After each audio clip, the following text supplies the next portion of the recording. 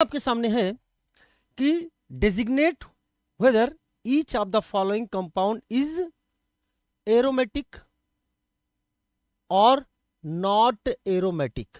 जे means में आया हुआ क्वेश्चन है, बहुत ध्यान से समझना।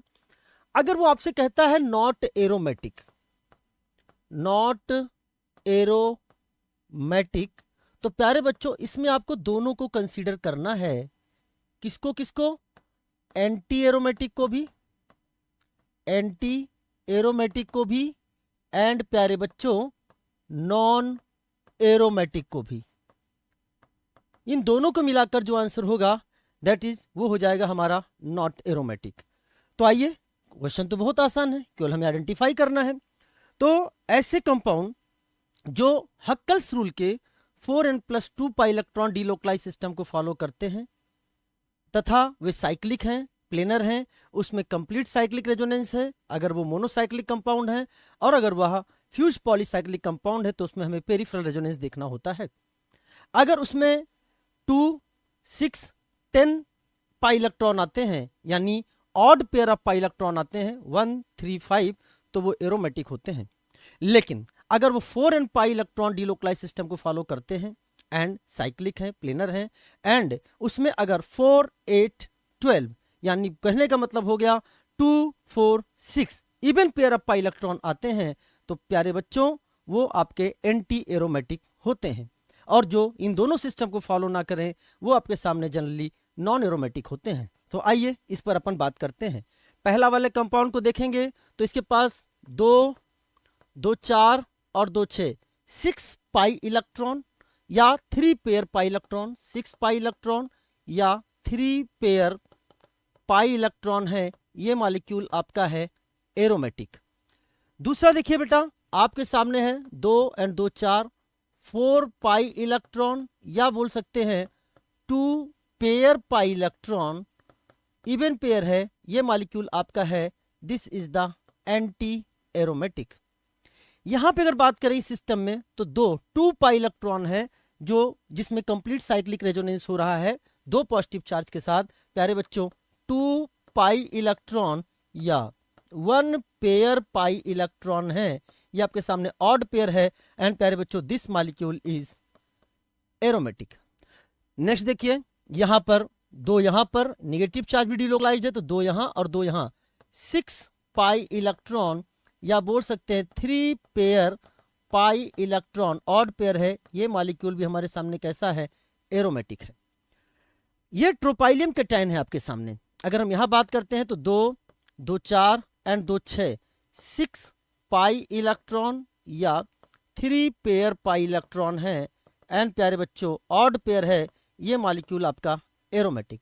लेकिन ये जो मॉलिक्यूल आपके सामने दिखा रहे हैं साइक्लोऑक्टाटेट्राइन, साइक्लोऑक्टाटेट्राइन जो आपको दिखाया गया है इस तरीके से प्यारे बच्चों नहीं पाया जाता है, ये आपका पाया जाता है टब शेप में, ये पाया जाता है टब शेप में, नॉन प्लेनर हो जाता है प्यारे बच्चों टब शेप में, ये नॉन प्लेनर हो जाता है, एंड प्यारे बच्चों this molecule is non aromatic, ये आपके सामने है नॉन एरोमेटिक। चलिए, ये मॉलिक्यूल आपके सामने 4 पाई इलेक्ट्रॉन के साथ, 4 पाई इलेक्ट्रॉन या बोल दिया 2 पेयर पाई इलेक्ट्रॉन, ये मॉलिक्यूल हमारे सामने even pair of pi electron है, ये है anti aromatic. And the last one 2 pi electron या बोला जाए 1 pair pi electron odd pair है, एंड प्यारे बच्चों ये मॉलिक्यूल है एरोमेटिक। तो अब उसने पूछा एरोमेटिक और नॉट एरोमेटिक के बारे में। तो एरोमेटिक कौन कौन सा हो गया प्यारे बच्चों? ए वाला, सी वाला, डी वाला और ई वाला। इसके अलावा अगर आपके सामने बोले तो एच वाला, तो ए सी डी ई एच, ए सी डी ई एच, ए सी डी ई एच।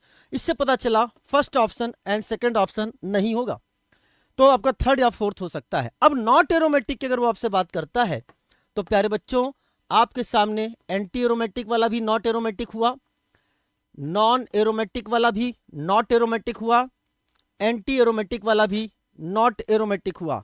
तो आंसर आपके सामने हो गया B, F and G, and यहां पे लिखा है बी, एफ, जी, तो हमारा आंसर हो जाएगा 4, थर्ड कट हो जाएगा। थर्ड में उसने बोला only F is not aromatic, वो केवल एफ को बोल रहा है जो नॉन एरोमेटिक है। बेटा एंटी एरोमेटिक भी तो एरोमेटिक नहीं है, तो उसे अपन क्या बोलेंगे, नॉट एरोमेटिक। तो ये क्वेश्चन जो है आपके सामने जेईई मेंस में क्वेश्चन आया हुआ है, अच्छा क्वेश्चन प्रारूप रखा है आपके सामने, तो आंसर हो गया आपके सामने, दैट इज द 4। चलिए प्यारे बच्चों, next question, how many compounds are soluble in aqueous NaHCO3। तो एक्वस NaHCO3 में कौन सॉल्युबल होंगे? आपने एसिड बेस इक्विलिब्रियम पढ़ा है। ऐसे एसिड, प्यारे बच्चों ध्यान समझना, ऐसे एसिड, ये प्रोटिक एसिड लिखा है, जिनकी एसिडिक स्ट्रेंथ H2CO3 से ज्यादा होती है, वो NaHCO3 में सॉल्युबल होते हैं या NaHCO3 के साथ रिएक्शन करते हैं। क्योंकि कोई भी acid base equilibrium weak acid की तरफ जाती है, वीक एसिड कंपोनेंट की तरफ जाती है, बिकॉज वीक एसिड जो होते हैं वीक इलेक्ट्रोलाइट होते हैं, जिनका आसानी से डिसोसिएशन नहीं होता है, इसीलिए ये स्टेबल होते हैं और इक्विलिब्रियम स्टेबिलिटी की ओर जाती है। तो अगर हम बात करें, हमें उन एसिड्स को ढूंढना है जिनकी एसिडिक स्ट्रेंथ H2CO3 से ज्यादा हो। जैसे फॉर एग्जांपल अगर हम ये एसिटिक एसिड की बात करते हैं, एसिटिक एसिड रिएक्शन जब सोडियम बाइकार्बोनेट से कराया जाता है तो प्यारे बच्चों यहां से HCO3 minus, acid base reaction यहां से H+ लेगा और बन जाएगा H2CO3 और इधर बन जाएगा आपके सामने salt CH3COO minus Na+। H2CO3 जो होता है प्यारे बच्चों, ये बनते ही टूट जाता है किसमें, CO2 प्लस H2O में टूट जाता है। क्वेश्चन में तो नहीं पूछा गया है, लेकिन मैं यहां बताना भी चाहूंगा कि ये जो कार्बन है, ये कार्बन है, वो कार्बन यहां से आया है और ये कार्बन आपके सामने यहां से आया है। यानी कि अगर मैं आपसे पूछूं कि मान लीजिए इसको आइसोटोपिक करता हूं 14, तो ये आपके सामने 14 और ये आपके सामने 14। यानी कि अगर ऐसे एसिड जो H2CO3 से ज्यादा एसिडिक स्ट्रेंथ रखते हैं, वो सोडियम बाइकार्बोनेट के साथ रिएक्ट कर जाते हैं एंड CO2 गैस प्रोड्यूस करते हैं, and that CO2 comes from bicarbonate. ये स्टेटमेंट नीचे लिखा है, पढ़ सकते हैं। Acid which are more acidic than H2CO3 are soluble in aqueous NaCO3 और react with aqueous NaCO3 and evolve CO2 gas, this CO2 comes from bicarbonate. तो चलिए बेटा, मैंने तो एक स्टेप आपको ज्यादा बता दिया, लेकिन वो तो केवल इतना पूछ रहा है कि कौन सोडियम बाइकार्बोनेट के साथ रिएक्शन करेगा। तो how many compounds are soluble in aqueous NaCO3, तो आपको देखना है कि कौन आपका एसिड जो है वो H2CO3 से ज्यादा एसिडिक स्ट्रेंथ रखता है। तो हम जो एसिडिक स्ट्रेंथ रखता है उसको हम टिक कर देंगे, जो नहीं है उसे हम लोग कट कर देंगे। तो ये H2CO3 से ज्यादा एसिडिक स्ट्रेंथ नहीं रखता है। कार्बोलिक एसिड क्या है? कार्बोलिक एसिड फिनॉल है और फिनॉल की भी एसिडिक स्ट्रेंथ जो होती है वो H2CO3 से ज्यादा नहीं होती, ये भी कट। ACOH क्या है? This is the CH3COOH। ये एसिटिक एसिड ही क्या है? ACOH है। यस, ये रखेगा, इसकी एसिडिक स्ट्रेंथ जो होगी H2CO3 से ज्यादा होगी। पिक्रिक एसिड की अगर हम बात करते हैं तो प्यारे बच्चों ये आपके सामने that is OH NO2 NO2 and NO2 2,4,6 try nitrophenol बहुत ज्यादा एसिडिक स्ट्रेंथ रखता है। इवन दैट इसकी एसिडिक स्ट्रेंथ इस एसिटिक एसिड से भी ज्यादा होती है। तो यस, ये भी H2CO3 से ज्यादा होगा, ज्यादा एसिडिक स्ट्रेंथ रखेगा। Benzoic acid, yes carboxylic acid है, रखेगा। सल्फोनिक एसिड बहुत ही ज्यादा एसिडिक होता है, यस ये भी होगा। यानी ये जो हमने टिक किए हैं, करेक्ट का साइन लगाया है, ये सब H2CO3 से ज्यादा एसिडिक स्ट्रेंथ रखते हैं। तो ये सारे के सारे सोडियम बाइकार्बोनेट के साथ रिएक्शन कर जाएंगे या बोले तो सॉल्युबल इन एक्वस NaCO3। तो आइए काउंट कर लेते हैं। आपके सामने आ रहा है 1 2 3 एंड 4। तो आंसर आपके सामने हो गया सेकंड, 4 कंपाउंड। ऐसे क्वेश्चन पूछ लिए जाते हैं, ट्रेंडिंग क्वेश्चंस हैं ये सारे बेटा। चलिए साहब आगे बढ़ते हैं, कुछ हमने एक्सप्लेनेशन भी दिया था आपको। नाउ ये क्वेश्चन जो है अच्छा क्वेश्चन है and this question from IIT advance का क्वेश्चन है प्यारे बच्चों, ध्यान समझना।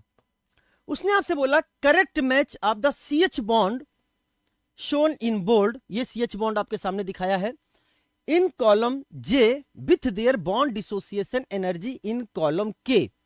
कॉलम K में उनकी बॉन्ड डिसोसिएशन एनर्जी को दिखाया गया है। तो बोला है कि आप इसको मैच करिए। तो बहुत आसान चीज है, आजकल का ट्रेंड बन गया है बॉन्ड डिसोसिएशन एनर्जी पर क्वेश्चन पूछने का। नीट 25 में भी आया था, ओलंपियाड में भी क्वेश्चन पूछे जा रहे हैं, एडवांस में भी पूछे जा रहे हैं, JEE मेंस में भी पूछे जा रहे हैं। तो यानी इस तरह के क्वेश्चंस को हमें देखना होगा। तो हमें पता है कि बॉन्ड डिसोसिएशन एनर्जी इज होता जो inversely proportional to stability of free radical. जो बनने वाला फ्री रेडिकल जितना ज्यादा स्टेबल होगा, बनने वाला फ्री रेडिकल, इस CH बॉन्ड को तोड़ो, याद रखना, एक की पॉइंट सुनना, कभी भी अगर आपके सामने बॉन्ड डिसोसिएशन एनर्जी जैसी बात आ जाए तो उसको आप लोग हमेशा किससे कोरिलेट करोगे प्यारे बच्चों? फ्री रेडिकल से कोरिलेट करोगे। और जिस फ्री रेडिकल की स्टेबिलिटी ज्यादा होगी उसकी बॉन्ड डिसोसिएशन एनर्जी कम होगी। क्यों? क्योंकि जो स्टेबल ज्यादा फ्री रेडिकल होगा वो आसानी से बनेगा, यानी उसके बॉन्ड को, CH बॉन्ड को तोड़ने के लिए कम एनर्जी चाहिए होगी, तो बॉन्ड डिसोसिएशन एनर्जी क्या होगी? कम होगी। या तो कहेंगे बॉन्ड डिसोसिएशन एनर्जी कम होगी, या कहेंगे उसका बॉन्ड कैसा होगा बेटा? वीक बॉन्ड होगा। तो चलो बेटा, अगर हम बात करते हैं यहां से, ये जो बॉन्ड आपके सामने दिखा रहे हैं, यहां से इसको तोड़ दीजिए फ्री रेडिकल मैनर में, तो यहां से रेडिकल बनेगा। ये आपके सामने PH-CH2 रेडिकल यहां बना दिया। This is the CH3 CH-CH3 radical यहां बना दिया। ये आपके सामने CH2 double bond CH radical यहां बना दिया। ये आपके सामने CH triple bond C radical यहां बना दिया। अगर स्टेबिलिटी की बात करते हैं तो आप देख रहे हो कि ये तो रेजोनेंस स्टेबलाइज्ड है। रेजोनेंस स्टेबलाइज होने के कारण benzyl free radical is more stable. उसके बाद आप देख सकते हैं यहां हाइपर कॉन्जुगेशन आपको दिख रहा है। डबल बॉन्ड पर यानी पाई बॉन्ड पर अगर फ्री रेडिकल होता है तो लेस स्टेबल होता है, अनस्टेबिलिटी की ओर बढ़ने लगता है। और देख सकते हैं अगर एक पाई बॉन्ड है और दो पाई बॉन्ड है, पाई बॉन्ड की संख्या बढ़ेगी तो उसकी स्टेबिलिटी और भी कम हो जाएगी। प्यारे बच्चों, आपका ऑर्डर ये आएगा, ठीक ना? ये हाईली अनस्टेबल है। तो इसका मतलब क्या हो गया प्यारे बच्चों? ये आपके स्टेबिलिटी ऑफ फ्री रेडिकल का ऑर्डर हो गया। तो बॉन्ड डिसोसिएशन एनर्जी का ऑर्डर इसका क्या होगा? उल्टा होगा। अगर मैं आपके सामने बोलूं तो सबसे ज्यादा स्टेबल कौन है? PH-CH2 radical. तो इसका सबसे बॉन्ड डिसोसिएशन एनर्जी सबसे कम होगा। इसमें सबसे छोटा डाटा आपको 88 दिख रहा है। तो प्यारे बच्चों, Q के साथ Q वाला बनेगा, ये Q के साथ आपके सामने आ जाएगा 4। Q के साथ प्यारे बच्चों आपके सामने आ जाएगा 4। नाउ अब देखिए, इसके बाद आपके सामने आया है आइसोप्रोपाइल वाला। इसको अगर आप ध्यान से देखते हैं तो आप क्या देख रहे हैं कि वैल्यू आएगी 95 वाला हो गया। तो आपके सामने यहां पर आ गया बेटा, दैट इज अ थर्ड हो गया। नाउ इसके बाद अगर आपके सामने देखें तो CH2 double bond CH radical आ गया। इसके बाद अगली वैल्यू आती है दैट इज 110 आ गया। तो यहां पर आ जाएगा बेटा 2। एंड अगला जो आ गया ट्रिपल बॉन्डेड वाला आ गया, यानी वो सबसे कम स्टेबल रेडिकल है, यानी उस बॉन्ड को तोड़ने में ज्यादा एनर्जी की जरूरत पड़ेगी। सबसे हाईएस्ट वैल्यू आपके सामने 132 दैट इज 1। तो आंसर हो गया आपके सामने दैट इज 3421। आंसर आपका फर्स्ट है, आंसर आपका फर्स्ट नजर आ गया। तो ऐसे क्वेश्चंस भी अच्छे क्वेश्चंस हैं, इनको आप जरूर रिवीजन करके जाएंगे। चलिए साहब, नाउ नेक्स्ट क्वेश्चन कह रहा है match the reactions given in column 1 with the statement given in column 2। Column 1 को कॉलम 2 से मैच करना है। तो ये 4 डिफरेंट तरह के रिएक्शंस हैं और सारे का सारे रिएक्शंस जो हैं एमाइंस चैप्टर से लिए गए हैं। तो एक रिवीजन भी हो जाएगा इसके थ्रू एमाइंस का।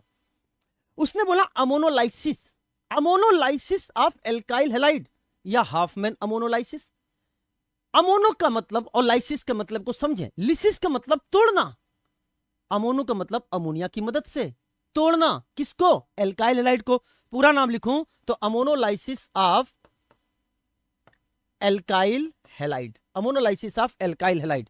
तो देखा जाए reaction of alkyl halide with ammonia, तो इसका हो जाएगा बेटा डी।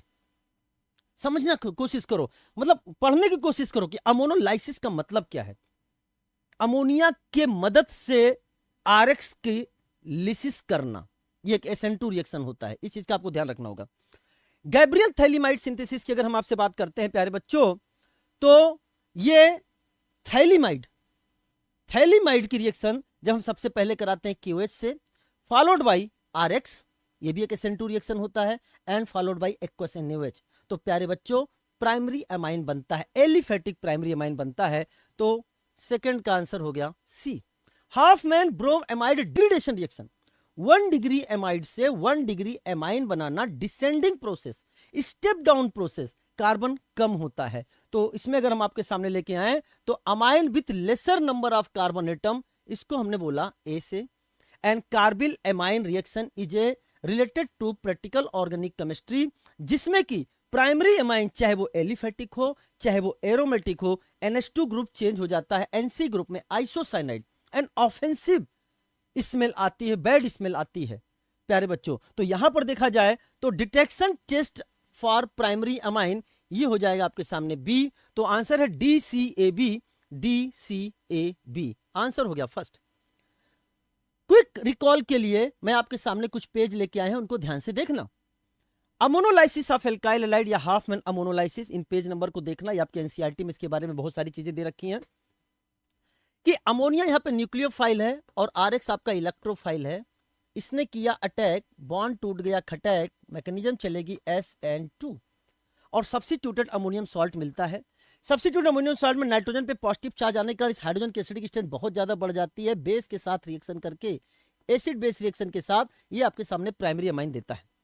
लेकिन इसका डिसएडवांटेज है कि अगर RX और भी है, एक्सेस में RX ले रखा है या फिर RX की मात्रा थोड़ी भी ज्यादा है, तो ये बना हुआ product RNH2 primary amine reaction कर जाएगा and primary amine, then secondary amine, then tertiary amine, then quaternary ammonium salt बनता है। ये इसका डिसएडवांटेज है। तो ये हो गया आपके सामने ammonolysis of alkyl halide. Gabriel phthalimide synthesis में आपने देख लिया, phthalimide KOH RX then aqueous NaOH, या फिर यहाँ पे वाटर भी ले सकते हैं। तो प्यारे बच्चों आपके सामने एलिफेटिक प्राइमरी अमाइन बनता है। बिकॉज एरोमेटिक प्राइमरी अमाइन क्यों नहीं बना सकते? बिकॉज प्यारे बच्चों एरोमेटिक प्राइमरी अमाइन बनाने के लिए आपको लेना पड़ेगा PHX, क्योंकि आप जब यहां लेते हो RX, ये मैकेनिज्म कौन सी चलती है यहाँ पे SN2, जब आप लेते हो RX तो बनता है RNH2, तो PHX लोगे तब बनेगा PHNH2, और PHNH2 इससे नहीं बना सकते। क्यों नहीं बना सकते? क्यों नहीं बना सकते? बिकॉज PHX जो है वो आपका SN2 रिएक्शन देता ही नहीं है, देता ही नहीं है। इस चीज को आपको ध्यान में रखना पड़ेगा, ठीक है ना। चलिए साहब, नाउ अगर अगली बात करते हैं तो Hopman bromamide degradation reaction, यहां पर 1 डिग्री एमाइड जो है वो प्राइमरी एमाइन में जाता है। आपको ट्रिक के लिए बता सकते हैं कि ऐसे बोल दिया जाता है कि CO हटा ले बाकी चिपका ले तो बन जाता है RNH2। लेकिन प्यारे बच्चों अगर आप मैकेनिज्म में जाओगे तो मैं आपको बताना चाहूंगा कि ये जो H है वो ये वाला H नहीं है। बिकॉज ड्यूरिंग मैकेनिज्म ये दोनों हाइड्रोजन हटा ली, एसिड बेस रिएक्शन से हट जाते हैं, और जो नए हाइड्रोजन आते हैं यहाँ पे वो एक्वस NaOH से आते हैं। पहला क्वेश्चन। दूसरा क्वेश्चन आपसे पूछ सकता है कि इसमें कितने मोल ऑफ Br2 और कितने मोल ऑफ NaOH होते हैं? तो 1 mole of Br2 and 4 mole of NaOH खर्च होते हैं। प्यारे बच्चों ये क्वेश्चन आपका जेईई मेंस में आ चुका है। इसके अलावा ये भी क्वेश्चन पूछ सकता है कि ये जो CO लॉस हो रहा है ये किस फॉर्म में गेन होता है बाई प्रोडक्ट में? तो प्यारे बच्चों ये आपके सामने कार्बोनेट के फॉर्म में, यानी ये जो आपके सामने CO है ये आपके सामने कार्बोनेट के फॉर्म में मिलता है। ये क्वेश्चन भी आपके सामने आ चुका है जेईई मेंस में। तो ये कुछ अच्छे क्वेश्चंस हैं जो पूछे जा सकते हैं। और देखना कार्बन कम हुआ है यानी ये डिसेंडिंग या स्टेप डाउन प्रोसेस हो गया। अगला जो है कार्बिल एमाइन रिएक्शन और आइसोसाइनाइड टेस्ट की अगर हम आपसे बात करते हैं तो यहां पर प्राइमरी अमाइन, चाहे ये प्राइमरी अमाइन आपका एलिफेटिक हो या फिर एरोमेटिक हो, कैसा भी होगा प्यारे बच्चों, इसमें 1 mole of chloroform and 3 mole of KOH, ये भी क्वेश्चन पूछा जा सकता है प्यारे बच्चों। एंड इसके साथ NH2 ग्रुप जो है वो NC में बदल जाता है एल्काइल आइसोसाइनाइड में, और ये ऑफेंसिव स्मेल आता है। समझ आए प्यारे बच्चों? ठीक है, this is the alkyl isocyanide, this is the offensive smell, और ये आपका प्रैक्टिकल ऑर्गेनिक केमिस्ट्री का आधार बनता है। तो ये कुछ चीजें थी जो हमने क्विक रिवीजन इस क्वेश्चंस के थ्रू कराना चाहा। मेरा पर्पज यही रहता है एग्जाम के समय ऐसे क्वेश्चंस आपके सामने रखे जाएं जिससे आपका ज्यादा से ज्यादा NCERT और आपका सिलेबस जो है वो रिवाइज हो सके, ठीक है ना। इसीलिए हम मेरे क्वेश्चंस में आप ध्यान देखेंगे कि बहुत सारी चीजों को मैंने रिवाइज करने की आपसे कोशिश करी है। तो इसका आंसर हो गया आपके सामने 1। आपने सारी चीजें सीख ली हैं यहाँ पे। नाउ अब बहुत प्यारा क्वेश्चन है, ये भी एग्जाम में आया हुआ अच्छा क्वेश्चन है, अच्छे अच्छे क्वेश्चंस को लिया जा रहा है आपके सामने कि बताइए गिवन कंपाउंड की जब PCC प्रिडिनियम क्लोरोक्रोमेट के साथ रिएक्शन करते हैं तो A बनता है, और अगर आपके सामने कॉपर 573 केल्विन लेते हैं तो B बनता है। अगर आपके सामने बोले तो ये ऐसे भी लिख सकता है CrO3, आपके सामने यहां पे this is the pyridine, dot HCl, ये ऐसे भी लिख सकता है प्यारे बच्चों, ठीक है ना। या फिर वो ऐसे भी लिख सकता है, दैट इज CrO3, यहाँ पे C5 1 2 3 4 5 कार्बन है, C5, और प्यारे बच्चों ध्यान सुनना, C5H5 1 2 3 4 5 कार्बन है, और ये एसिड बेस रिएक्शन कर जाएगा और यहां बना देगा NH+, और प्यारे बच्चों Cl-, ऐसे भी लिख देगा, किसी भी तरीके से वो लिख कर दे सकता है प्यारे बच्चों। ये सारे के सारे किसको रिप्रेजेंट करते हैं, दिस रिप्रेजेंट PCC। अब काम क्या है, PCC करता क्या है, तो PCC अगर हम हमारे सामने लें तो प्यारे बच्चों ये 1 डिग्री एल्कोहल को बदलता है एल्डिहाइड में। 2 डिग्री एल्कोहल है अगर आपके सामने,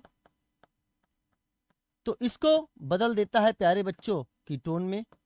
और अगर 3 डिग्री एल्कोहल है प्यारे बच्चों, तो 3 डिग्री एल्कोहल के साथ रिएक्शन नहीं करता, and this is the mild oxidising agent.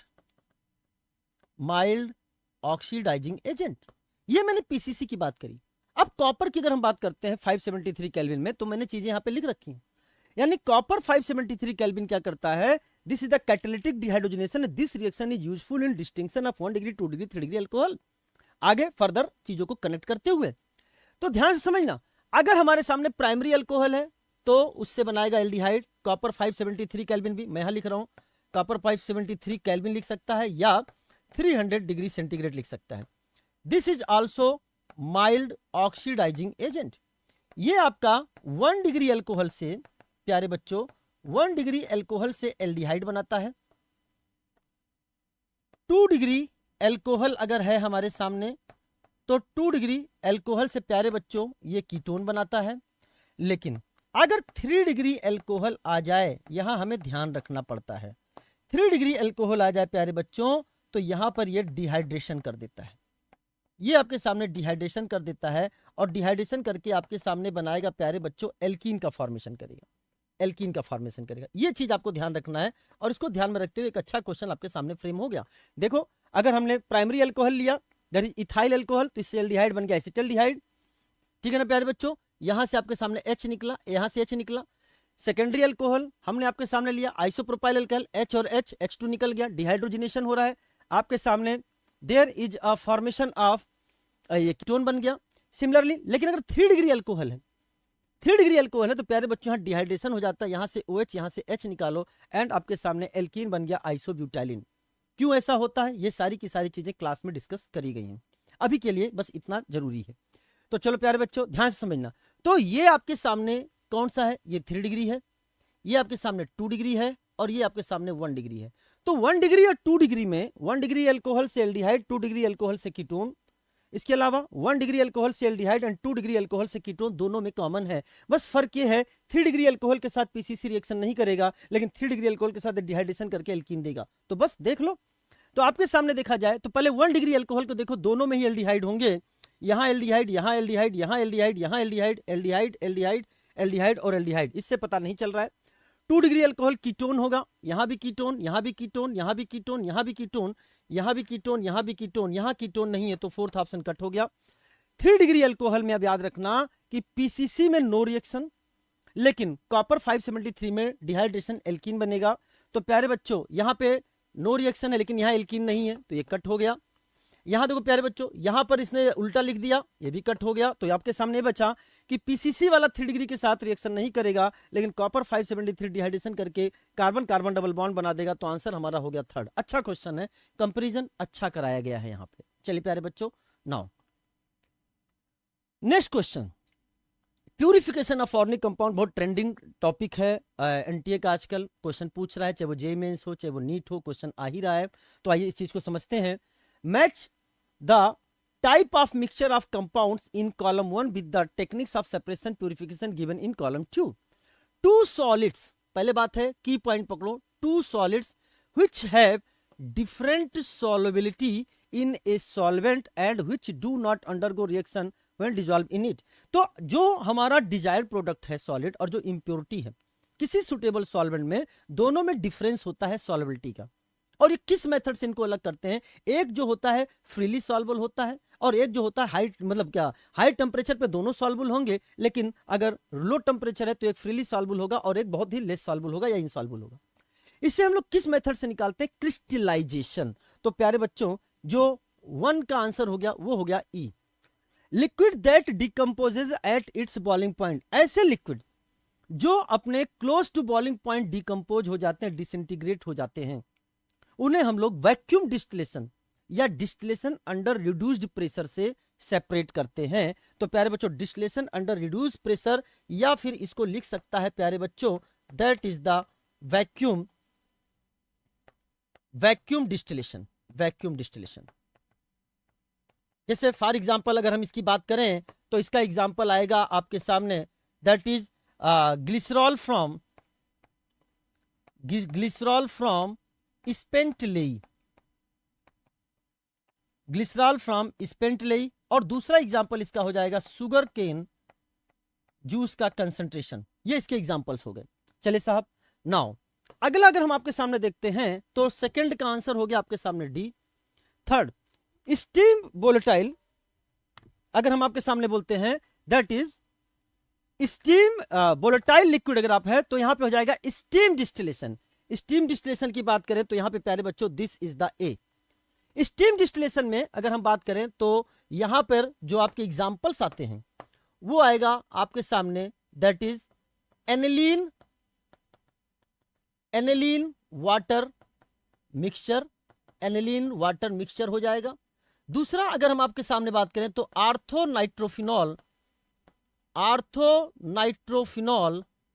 And para nitrophenol, ortho nitrophenol and para nitrophenol, जिसमें जो आर्थोनाइट्रोफिनॉल होता है प्यारे बच्चों ये आपका होता है स्टीम वोलेटाइल। इसमें आपका पाया जाता है इंट्रामॉलिक्यूलर एच बॉन्डिंग। इसे प्यारे बच्चों आपका पाया जाता है इंट्रामॉलिक्यूलर एच बॉन्डिंग, ये स्टीम वोलेटाइल होता है। जैसे सैलिसिल्डिहाइड की बात करें, इसका अलग एग्जांपल भी हो सकता है, जैसे फॉर एग्जांपल और भी लिख दें, दैट इज द सैलिसिल्डिहाइड। सैलिसिल्डिहाइड जो है इसका आपके सामने, ये आपके सामने आर्थो है, ortho isomer, and from para hydroxy benzaldehyde, from para hydroxy benzaldehyde.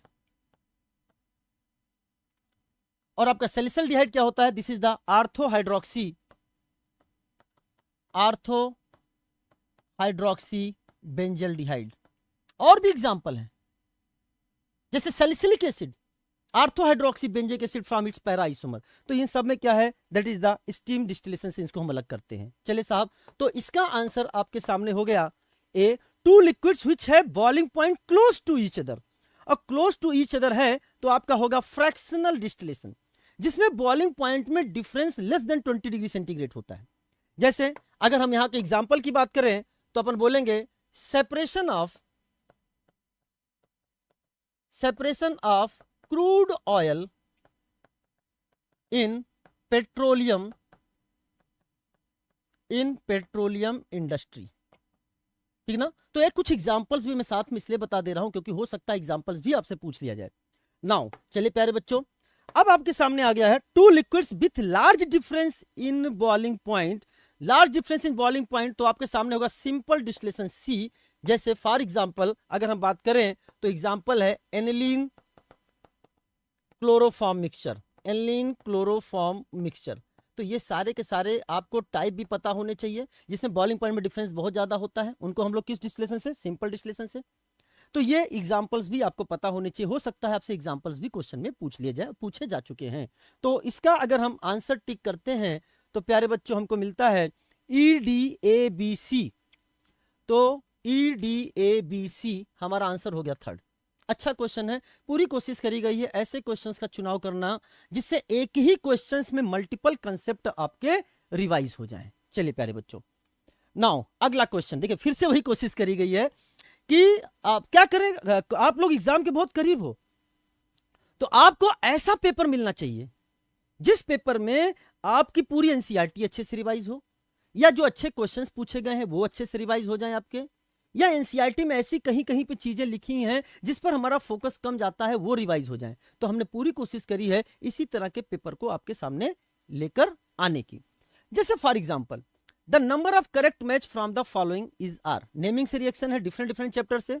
जैसे इस मॉलिक्यूल में देखिए तो CHO ये आपका प्रिंसिपल फंक्शनल ग्रुप है, ये जिस कार्बन से जुड़ा उसे बोलेंगे अल्फा, ये हो जाएगा बीटा और ये हो जाएगा गामा।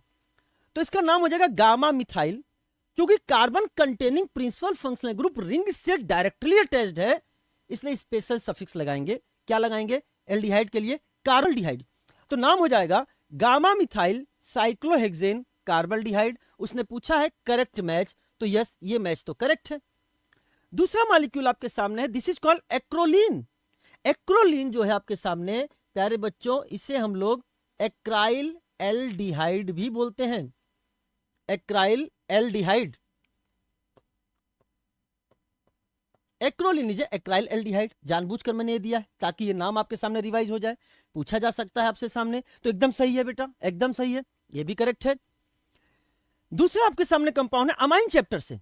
यहां पे आप देखेंगे तो this molecule is the common name में इसे बोलेंगे allyl amine. Allyl amine NH2 principal functional group है, उसने आईपैक नेम दिया है। ये एक्रोलीन क्या था? This is the common name. Acraldehyde क्या है? Common name. ये आपके सामने इसने आईपैक नेम दिया, लेकिन एलाइल एमाइन क्या है? दिस इज द, ये आपके सामने क्या है? This is the common name. और अगर हम बात करें तो प्रिंसिपल फंक्शनल ग्रुप NH2 है, तो ये 1, यहाँ पे 2, यहाँ पर 3, नंबरिंग करेंगे PCC को। तो प्रोप 2 इन 1 एमाइन एकदम सही है। प्यारे बच्चों, aldehyde ketone carboxylic acid chapter में ये मॉलिक्यूल दिया है, मुझे लगता है कभी ना कभी एग्जाम में जरूर आएगा।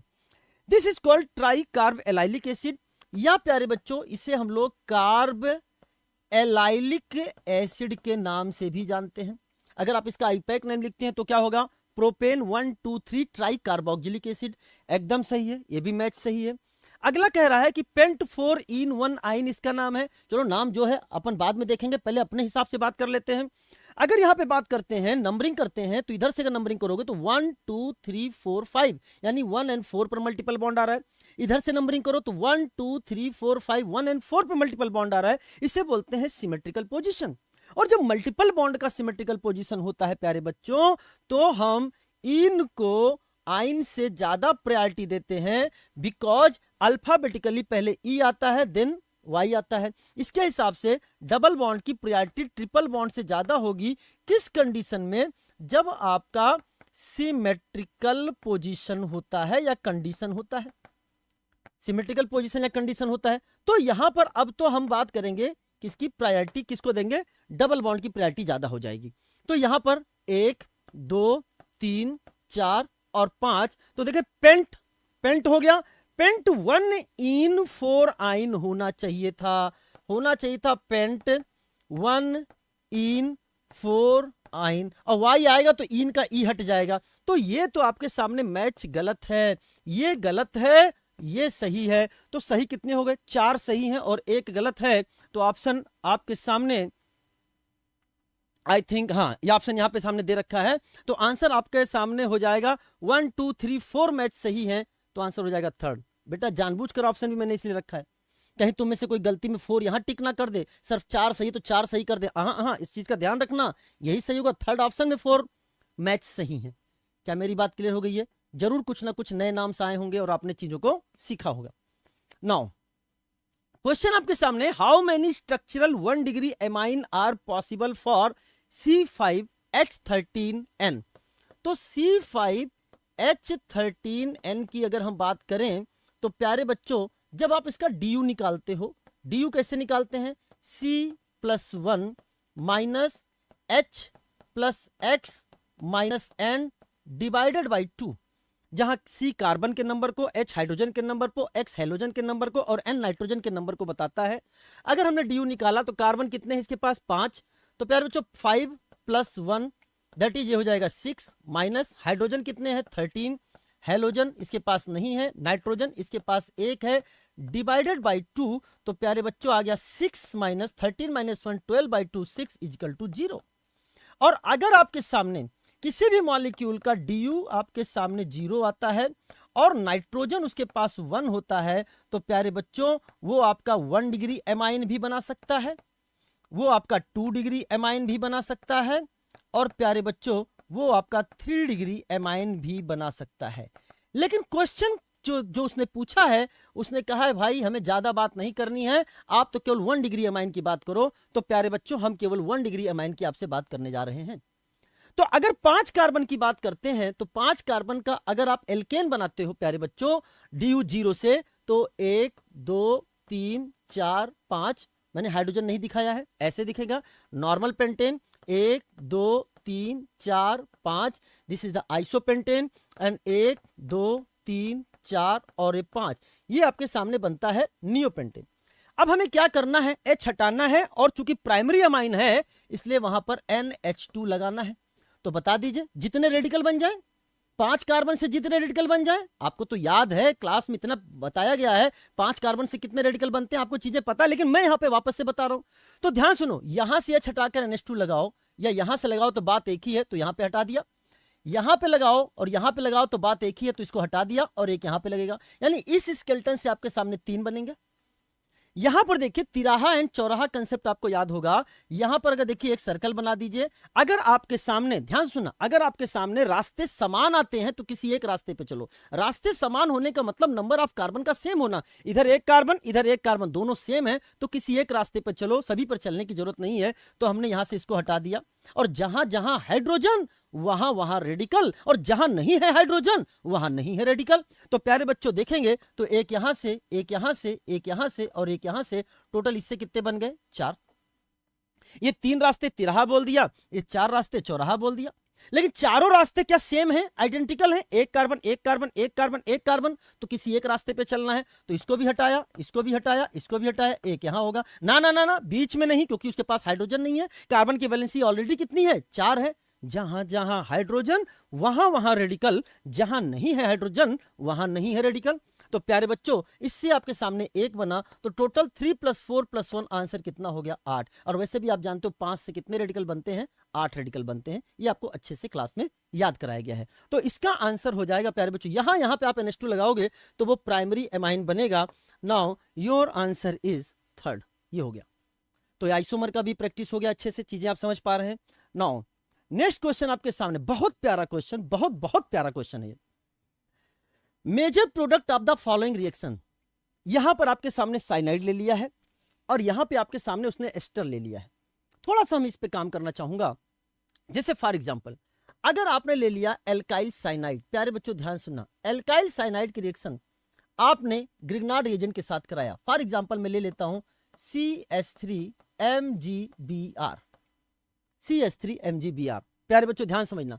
तो it is a source of CH3- and प्यारे बच्चों ये polar pi bond electrophilic in nature है, ये करेगा अटैक, बॉन्ड टूट जाएगा खटैक और आपके सामने बनेगा RC। यहां पे प्यारे बच्चों CH3 डबल बॉन्ड, नाइट्रोजन पर निगेटिव चार्ज आएगा और यहां लगा देना आप MgBr।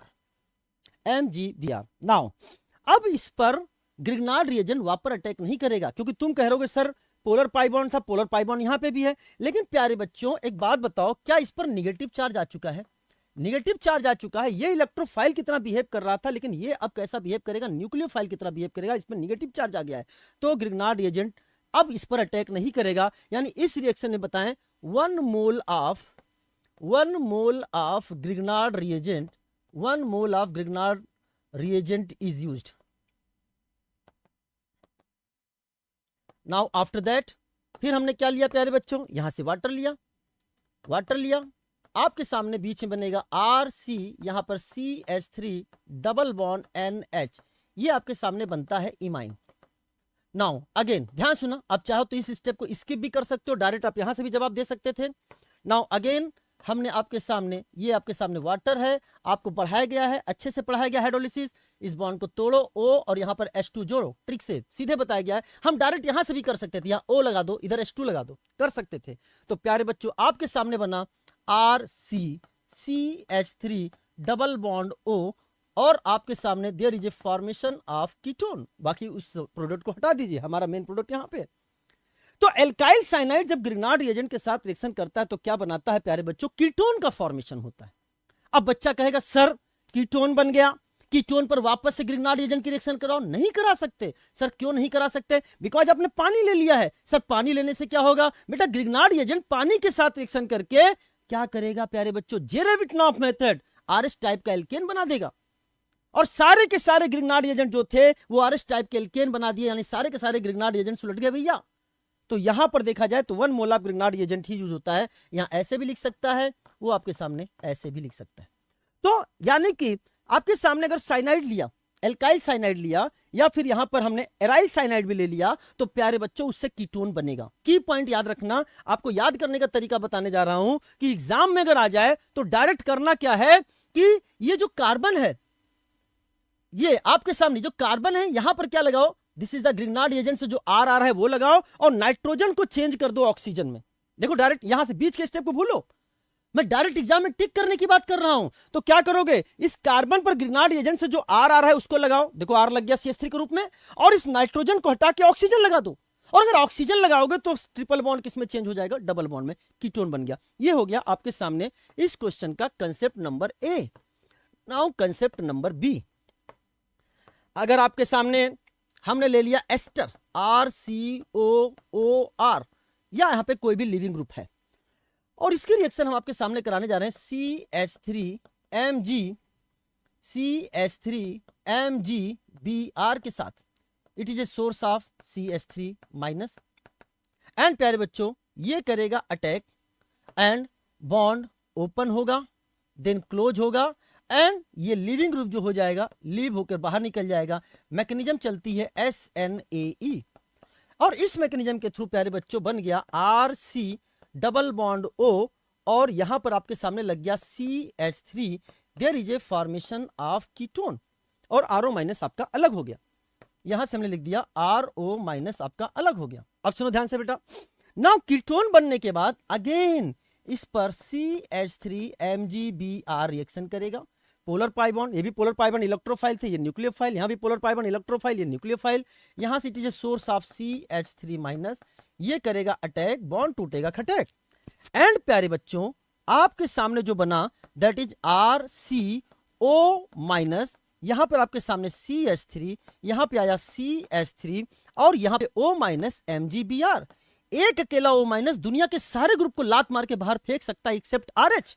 यहां पे उसने लात मार, बॉन्ड ओपन हुआ था, O माइनस बना था, भी क्लोज होकर उसने लिविंग ग्रुप को निकाल दिया था। लेकिन यहां पे अगर R और H होते हैं पुअर लिविंग ग्रुप, मजाक में बोल देते हैं अतिथि ग्रुप, चिपको ग्रुप, ये एक बार चिपक गए तो निकलने का नाम जनरली नहीं लेते। एंड प्यारे बच्चों अब इसके बाद हमने क्या डाल दिया? इसमें पानी डाल दिया। तो प्यारे बच्चों आपके सामने RCOH CH3 एंड CH3 आपके सामने ये there is a formation of 3 degree alcohol का फॉर्मेशन हो गया।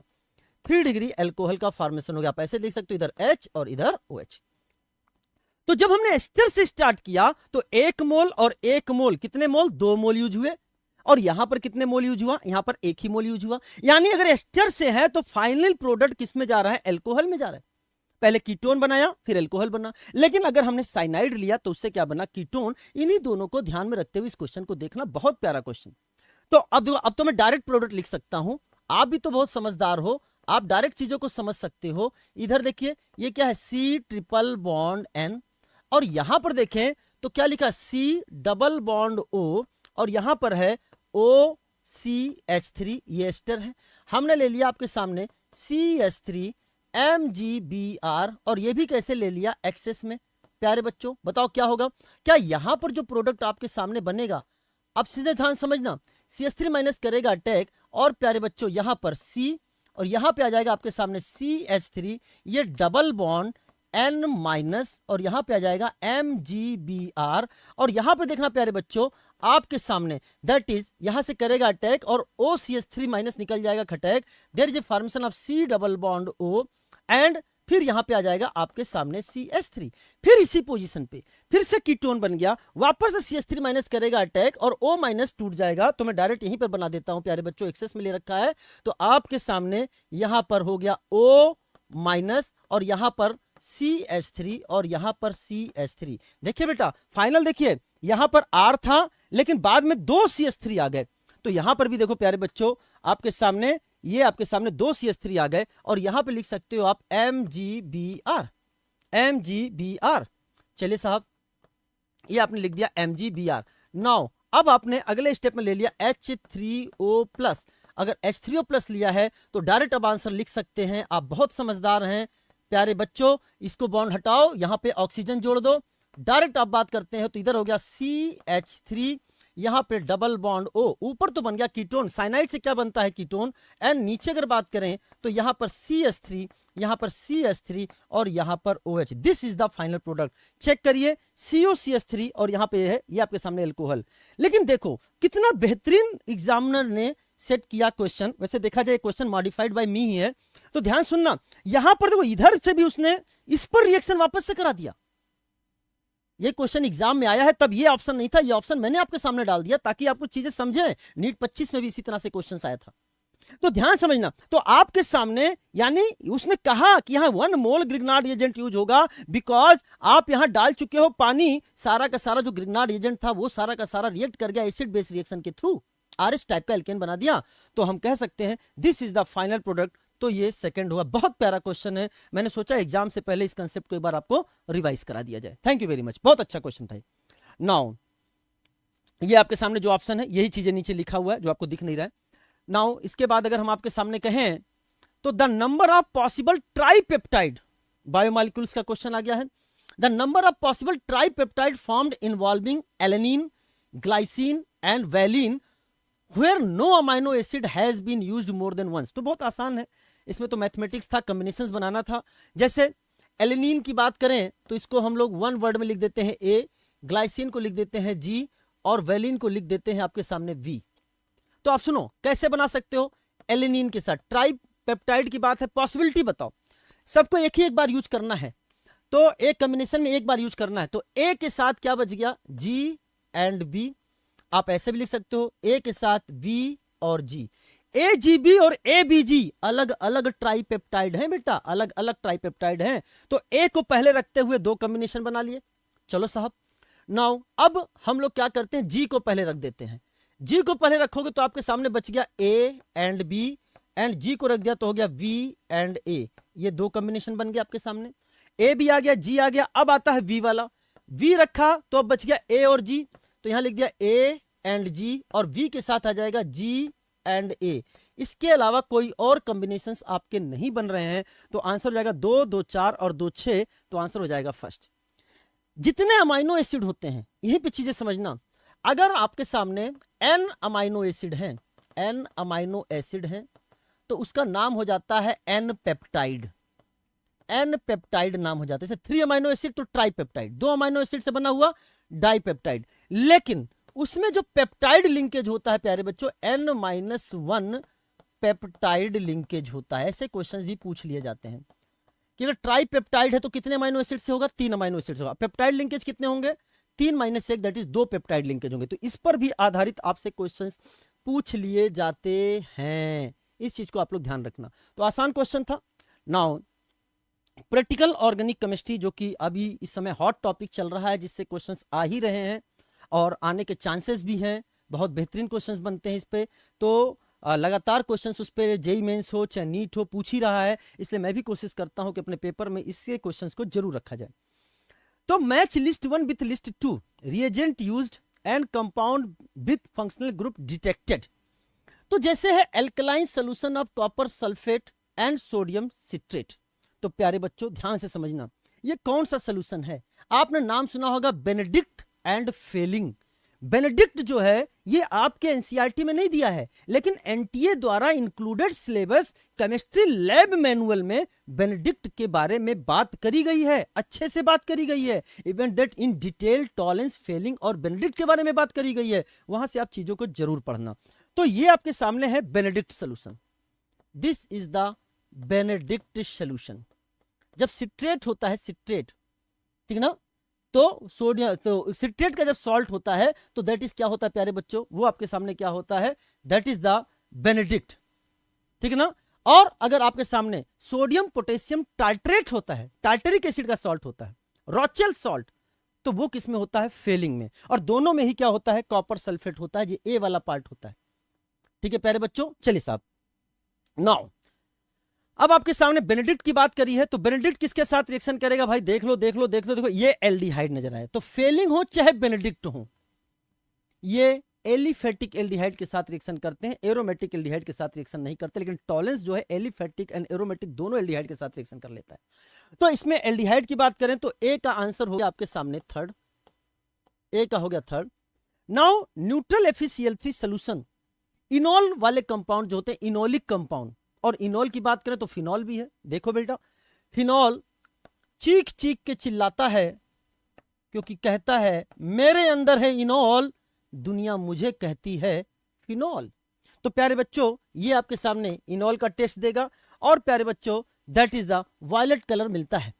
तो आपके सामने फिनॉलिक कंपाउंड इसमें से जो दिख रहा है दैट इज 4। देखें बेटा ये क्या है, ये आपके सामने दिस इज द, जब आपके सामने बेंजीन रिंग से sp2 कार्बन बेंजीन रिंग से डायरेक्टली OH जुड़ा है that is phenolic in nature.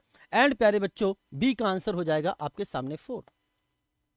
Alkaline chloroform solution, अभी थोड़ी देर पहले ही हमने बात करी थी carbyl amine reaction, chloroform plus KOH के साथ रिएक्शन। तो अगर एल्कलाइन क्लोरोफॉर्म आपके सामने आ जाता है तो प्यारे बच्चों वो प्राइमरी अमाइन से यानी NH2 को वो बदल देता है, किसमें प्यारे बच्चों? NH2 को बदल देता है, यानी इसी को रिएक्शन करेगा और इसको बदल देगा यहाँ पे आपके सामने दैट इज NC में। ठीक है, ऑफेंसिव इसमें लाता है, तो इसका आंसर हो जाएगा सेकंड। सोडियम हाइपोआयोडाइड NaOI, या लिख सकता है I2 plus NaOH, iodoform test है। अगर आपके सामने प्यारे बच्चों ध्यान सुनना CH3CHOH ग्रुप आ जाए या CH3CO ग्रुप आ जाए, ठीक है ना प्यारे बच्चों, जैसे इथेनॉल आ जाए या 2-एल्केनॉल आ जाए, मिथाइल एल्डिहाइड आ जाए या मिथाइल कीटोन आ जाए इन जनरल, तो प्यारे बच्चों ये आयोडोफॉर्म टेस्ट देते हैं। एंड प्यारे बच्चों इसका आंसर हो जाएगा 1। तो आपका जो मैच मिल रहा है वो है 3 4 2 1, 3 4 2 1, आंसर हो गया 4। तो इन सब चीजों को रिवाइज करना कोशिश करी गई है, मल्टीपल कंसेप्ट के ही क्वेश्चंस लिए गए हैं। मैं चाहता तो कोई एक ही पूछ लेता कि बताओ ये कौन सा टेस्ट दे रहा है, लेकिन इस तरह से आपके बहुत सारी चीजें, अब मैंने बेनेडिक्ट बोला तो आज ही आप कॉपी में वापस से रिवाइज कर लो, वापस से Fehling, Benedict, Tollens, Schiff's reagent, फिर सिप्स बेस क्या है, सिप्स रिएजेंट क्या है, इन सब चीज का रिवीजन करो, तो धीरे धीरे चीजें आपकी थोड़ा फास्ट जाएंगी, आप समझेंगे अच्छे से। नाउ अगला क्वेश्चन आपके सामने, the final product form in the following reaction. पूरी कोशिश करी गई है, एनसीईआरटी की चीजें को आपके सामने रखा गया है ताकि चीजें आप अच्छे से समझ सकें। आपके सामने रेफरेंस भी यहाँ लिखा हुआ है, जैसे फॉर एग्जांपल मैंने लिखा CH3 CH double bond CH2, इसके रिएक्शन जब हम कराते हैं B2H6 B2H6, या लिख सकता है वो BH3THF, इसमें से कुछ भी लिख सकता है प्यारे बच्चों, ध्यान समझना, इसमें से वो कुछ भी लिख सकता है। एंड नंबर 2 पर उसने लिख दिया आपके सामने H2O2 NaOH। ये कौन सा रिएक्शन है प्यारे बच्चों? This is the hydroboration oxidation. पहला वाला जो रिएजेंट है वो हाइड्रोबोरेशन कराता है और सेकंड वाला जो है वो ऑक्सीडेशन करा देता है। और product is like anti Markovnikov of addition of element of water and there is a formation of CH3 CH2, इधर H इधर OH, और आपके सामने बन जाएगा CH2OH। ये आपके सामने बना 1 डिग्री एल्कोहल का फॉर्मेशन हुआ। उसके बाद देखो फिर से PCC आ गया, PCC लिया तो PCC 1 डिग्री एल्कोहल को एल्डिहाइड में ले जाएगा, तो आपके सामने CH3 CH2 CH double bond O, ये आपके सामने बन गया एल्डिहाइड का फॉर्मेशन हो गया। चलो साहब, फिर आपके सामने वही रिएक्शन आया CH3 MgBr, तो यहां पर ले लिया CH3 MgBr, it is a source of CH3 minus, sigma bond के थ्रू रिएक्शन करता है, इसने किया अटैक, बॉन्ड टूटा खटैक। लेकिन नंबर 1 पर ये लेंगे एंड नंबर 2 पर वो आपके सामने लिख सकता है H2O, या लिख सकता है H3O+, या फिर लिख सकता है प्यारे बच्चों H+। यहां नहीं लिखा है कोई बात नहीं, लेकिन इसमें इंक्लूडेड है, ऑप्शन के हिसाब से अपन चलेंगे। तो प्रोडक्ट जो आपके सामने बना CH3 CH2C, इसने किया अटैक, बॉन्ड टूटा खटैक, O- बन गया, O- हुआ। यहाँ पे आपके सामने प्यारे बच्चों ये आपके सामने है H, और ये आपके सामने यहाँ पे लग जाएगा CH3, तो यहाँ लगा दिया मैंने CH3, और पानी यहाँ पर वापस से H लगा देगा। This is the product, final product आपके सामने आ चुका है। तो देख सकते हैं CH3 CH2 CH CH3 CH3 CH2 CH CH3 and यहाँ पे OH लगा है। This is the answer. क्या मेरी बात समझ में आ रहा है बेटा? तो आप देख सकते हैं दिस प्रोडक्ट इज ए 2-ब्यूटेनॉल, 2-ब्यूटेनॉल का फॉर्मेशन हुआ है। अच्छे क्वेश्चंस हैं, किसी भी तरह से पूछे जा सकते हैं। नाउ प्यारा क्वेश्चन है, which of the following reaction will be considered best method to prepare and ether. Ether बनाने की बात करी गई है। अच्छे एग्जांपल्स हैं, यहां से लिए गए हैं। इन एग्जांपल एनसीईआरटी से डायरेक्ट क्वेश्चन उठाया गया है, इस पेज नंबर और इस एग्जांपल से। ये जेईई मेंस में आया हुआ क्वेश्चन है, डायरेक्ट उठाया गया है। तो ठीक है प्यारे बच्चों, अगर मैं पहले क्वेश्चन की बात करता हूं तो ये 3 डिग्री RX है। और 3 डिग्री RX जो है प्यारे बच्चों, अगर हम बात करते हैं ईथर, जैसे फॉर एग्जांपल मैंने आपके सामने लिख दिया RO- प्लस RX या R-X, तो प्यारे बच्चों ये आपके सामने SN2 मेथड होता है। इसने किया अटैक, बॉन्ड टूटा खटैक और बन गया ROR- और आपके सामने प्लस X- को हमने अलग कर दिया, ये प्रोडक्ट बना। There is a formation of ether, ये ईथर बन गया। SN2 हो रहा है, SN2 के लिए हमें पूरी कोशिश करनी कि जो RX है या तो वो CH3X हो और या तो फिर वो आपके सामने 1 डिग्री RX हो, जिससे बेटर प्रोडक्ट मिलेगा ईथर का। पूरी कोशिश करें CH3X रखो, क्योंकि जैसे ही बीटा H आने लगता है प्यारे बच्चों, ये एक अच्छा न्यूक्लियोफाइल के साथ एक अच्छा बेस भी है, वो एलिमिनेशन E2 करने लग जाता है। तो इस चीज का हमें ध्यान रखना है। तो यहां पर देखा जाए 3 डिग्री RX है और भैया 3 डिग्री RX तो SN2 रिएक्शन देता ही नहीं है। 3 डिग्री RX तो SN2 रिएक्शन देता ही नहीं है। तो प्यारे बच्चों यहां पर ये प्रोडक्ट नहीं बनेगा। यहां जो प्रोडक्ट बनेगा वो एलिमिनेशन का प्रोडक्ट बनेगा, यानी जो यहां पे प्रोडक्ट बनेगा, ध्यान से यहां से H, यहां से Cl निकालो, आपके सामने बनेगा CH3C double bond CH2 and CH3, ये प्रोडक्ट बनेगा। This is the isobutylene. यहां का जो प्रोडक्ट बनेगा वो प्यारे बच्चों बनेगा आइसोब्यूटाइलिन। तो प्यारे बच्चों ये गलत है, ये सही है। चलो साहब, दूसरे की बात करें तो एल्कोहल से ईथर बनाना, ये भी एनसीईआरटी का है प्यारे बच्चों। तो एल्कोहल से ईथर बनाने की बात करें, देखो पहला वाला ये आपके सामने है प्यारे बच्चों, ध्यान सुनना। अगर आपको बनाना है ये वाला ईथर बनाना है, तो आपको ऐसा RX लेना पड़ेगा जो SN2 दे। तो देखो हमने पलट दिया, यहां इन्होंने क्या किया है, 3 डिग्री RX लिया है, तो हमने 3 डिग्री RX ना लेकर 3 डिग्री RO- ले लिया।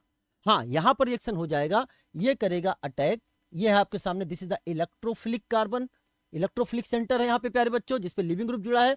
ये निकलेगा खटैक और आपके सामने जो प्रोडक्ट है ये बन जाएगा। ये बनाने का मेथड, अगर आपको ये ईथर बनाना है तो आपको इस प्रोसीजर से जाना पड़ेगा। दूसरा, अगर हमने इथाइल अल्कोहल या इथेनॉल लिया, प्यारे बच्चों ध्यान से समझना, इसके रिएक्शन हम कंसंट्रेट H2SO4 से कराते हैं। अगर टेम्परेचर 150 डिग्री सेंटीग्रेड से कम है तो सब्स्टिट्यूशन, और अगर टेम्परेचर 150 डिग्री सेंटीग्रेड से ज्यादा है तो एलिमिनेशन। अगर हम बात करते हैं 413 केल्विन, तो ये है 140 डिग्री सेंटीग्रेड, और 443 केल्विन ये है 170 डिग्री सेंटीग्रेड। तो प्यारे बच्चों 413 केल्विन पर दो मॉलिक्यूल मिलकर, प्यारे बच्चों ध्यान सुनना, जैसे CH3 CH2 OH प्लस, ये आपके सामने दूसरा मॉलिक्यूल मैंने लिख दिया, दो मॉलिक्यूल मिलकर पानी निकालते हैं, मैकेनिज्म क्लास में बताई गई है। And there is a formation of CH3 CH2O CH2 CH3 बनता है। यहां जो मैकेनिज्म चलती है प्यारे बच्चों SN2, this is the bimolecular dehydration, and बन गया आपके सामने this is the ethoxy ethane या diethyl ether. This is the example of bimolecular dehydration. दो मॉलिक्यूल मिलकर पानी निकाल रहे हैं, बाई मॉलिक्यूलर डिहाइड्रेशन। तो 413 केल्विन पर ईथर बनता है। लेकिन अगर टेम्परेचर 170 डिग्री सेंटीग्रेड या 443 केल्विन कर दें तो एलिमिनेशन होने लग जाता है। इसको करने का तरीका आपको बता दें, बाकी मैकेनिज्म आपको एलिमिनेशन में बताई गई है कि प्यारे बच्चों CH2OH, यहां से आप पानी निकाल दो और ये हो जाता है there is a formation of CH2 double bond CH2, इसे कहते हैं इथीन, या फिर बोल दो, इसे बोल दिया दिस इज द इथाइलिन। और यहां पर देखा जाए तो यहां पे हो रहा है इंट्रामॉलिक्यूलर डिहाइड्रेशन। E2 मैकेनिज्म से आगे बढ़ता है प्यारे बच्चों। तो देखा जाए तो 443 पर क्या हो गया, आपके इथीन बनेगा, एंड 413 केल्विन पर आपके सामने क्या बनेगा, ईथर। तो आइए देख लेते हैं, यहां पर क्या है 443 केल्विन पर ईथर बनाया है। नहीं साहब, ये गलत है। यहां क्या बनेगा, CH2 डबल बॉन्ड CH2 ये बनेगा, ये सही है। 413 केल्विन पर ईथर बनाया है, एकदम आप सही हो, आप एकदम सही हो। उसने बोला है बेस्ट मेथड। और अगला बताओ, क्लोरोबेंजीन की reaction C2H5O- that is sodium ethoxide के साथ करा रहा है और कह रहा है ईथर बना रहे हो। भैया कैसे बना दोगे ईथर? ये वाला सेंटर आपके सामने sp2 सेंटर है और sp2 सेंटर से जुड़ा हेलोजन, बेंजीन से डायरेक्टली जुड़ा हेलोजन ना ही SN2 देता है और ना ही SN1 देता है, ना ही SN2 देता है, ना ही SN1 देता है। ये दोनों नहीं देगा, ये रिएक्शन नहीं होगा। क्यों नहीं होगा प्यारे बच्चों? ये रेजोनेंस स्टेबलाइज्ड है। Partial double bond character SN2 नहीं देगा और अगर आपने कार्बोकेटाइन बनाने की कोशिश करी, मान लो करी, तो अनस्टेबल फिनाइल केटायन बनता है। तो ये दोनों ही नहीं देता है। तो प्यारे बच्चों, ये भी आपके सामने क्या है, दिस इज द रॉन्ग। तो आपके सामने जो आंसर चला जाएगा सही, वो हो जाएगा थर्ड। तो पूरी की पूरी चीजें आपकी अच्छे से रिवाइज भी हुई होंगी। मैं पूरा कोशिश कर रहा हूं कि जिस तरह से मैं डिस्कस कर रहा हूं, आप मेरे डिस्कशन से जरूर सेटिस्फाइड होंगे। आप अपना व्यू जरूर कमेंट बॉक्स में लिखिएगा।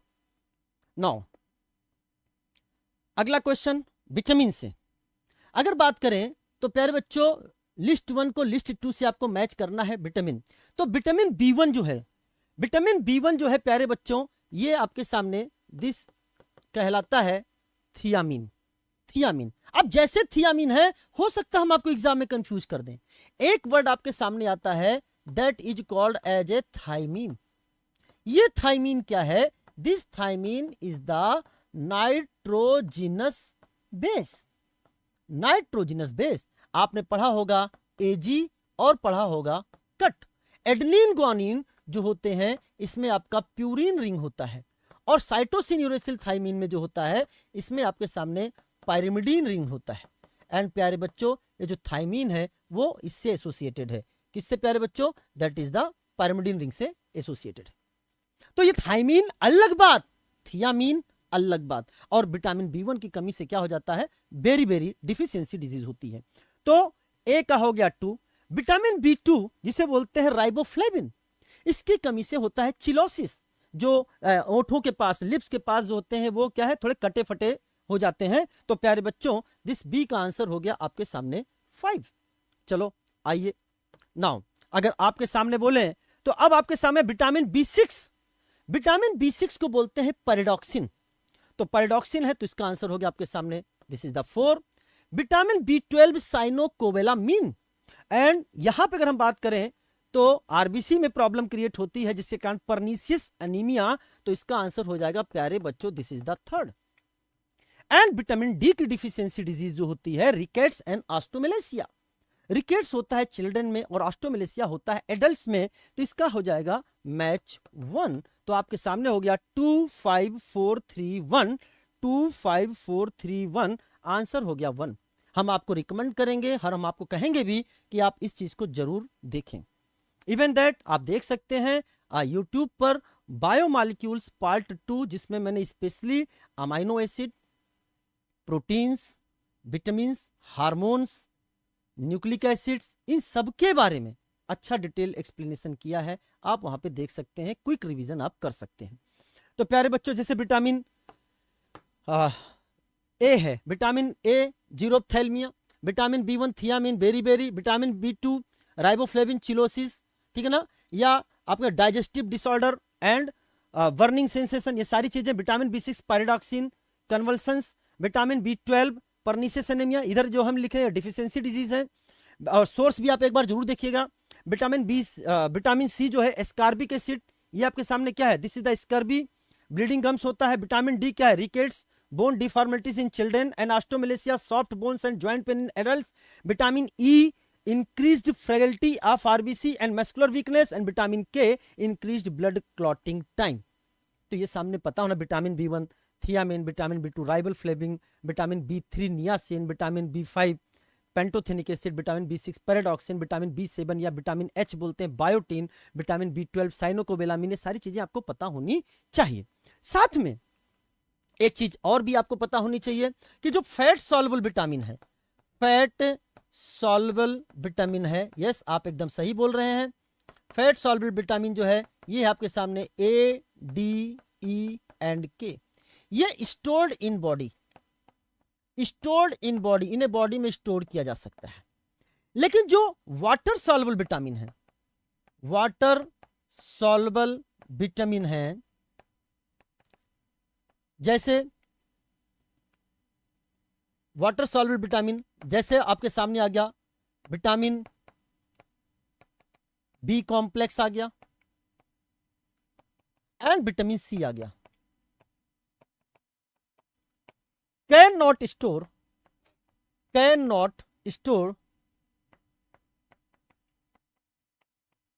In body,